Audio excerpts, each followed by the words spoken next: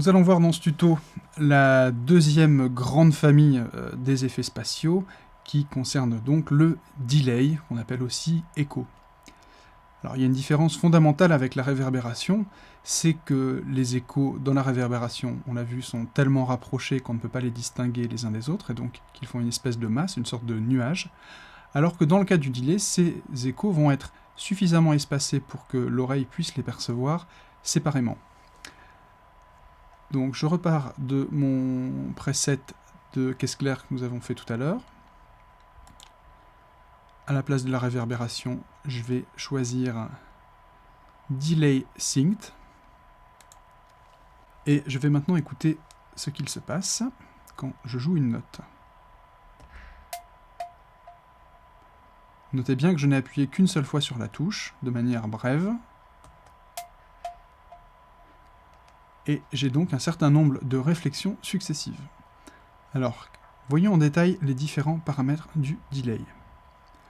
Le premier, je n'ai plus besoin de vous expliquer, c'est le rapport entre le son traité et le son non traité. Non traité, c'est donc le dry. Si je mets à 0 encore une fois, je n'ai aucune réflexion. Et plus j'augmente, et plus les réflexions sont prononcées. Si je mets un réglage extrême, je n'entends même plus le premier son d'impact, je n'entends que les réflexions.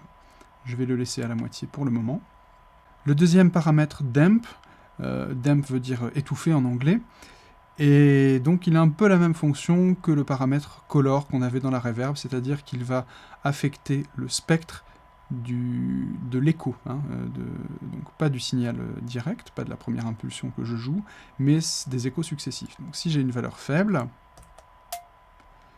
on voit bien que les échos sont étouffés, tandis que si je mets des valeurs plus fortes, je vais avoir aussi des composantes aiguës dans mon signal.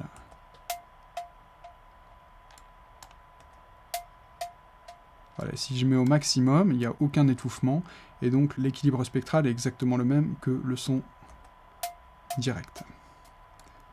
C'est une valeur intermédiaire. Pour maintenant vous parler du feedback. Feedback veut dire réinjection.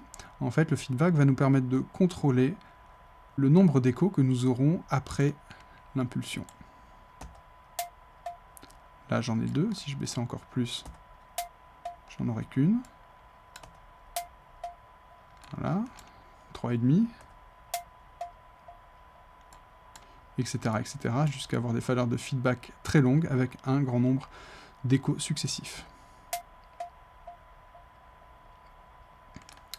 Alors, le delay synced, comme son nom l'indique, est un delay qui se synchronise sur le tempo du projet. Et donc, les valeurs que je vais mettre sont non pas des valeurs en millisecondes ou en secondes, mais des valeurs musicales sur le même principe de division de la ronde. Je rappelle la ronde qui fait 4 temps. Donc là, j'ai un quart de ronde, donc une noire à gauche et une noire à droite. C'est-à-dire que dans le delay sync, je peux modifier indépendamment la récurrence des échos sur le canal gauche et sur le canal droit. Par exemple, je vais mettre des noirs à gauche, donc je laisse 1, 4, et je vais mettre des croches sur le canal droit. Et donc là, vous allez entendre à gauche des noirs et à droite des croches. Je refais une fois. Donc je peux mettre des valeurs encore plus rapides.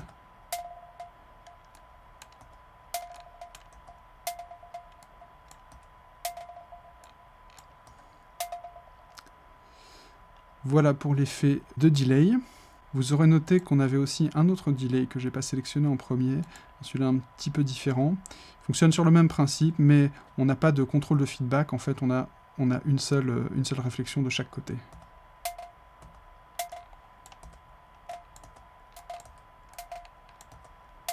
Damp fonctionne de la même manière, écho mat, écho brillant. Et là, on voit bien que le temps des échos est beaucoup plus court que dans le delay synced. Ça, c'est plutôt pour faire des effets stéréo, en exploitant un effet qui s'appelle l'effet AS, H2AS. Je ne vais pas rentrer dans le détail, c'est un petit peu compliqué, mais c'est quelque chose qu'on utilise en mixage pour élargir le champ stéréo d'un instrument. Voilà pour le delay.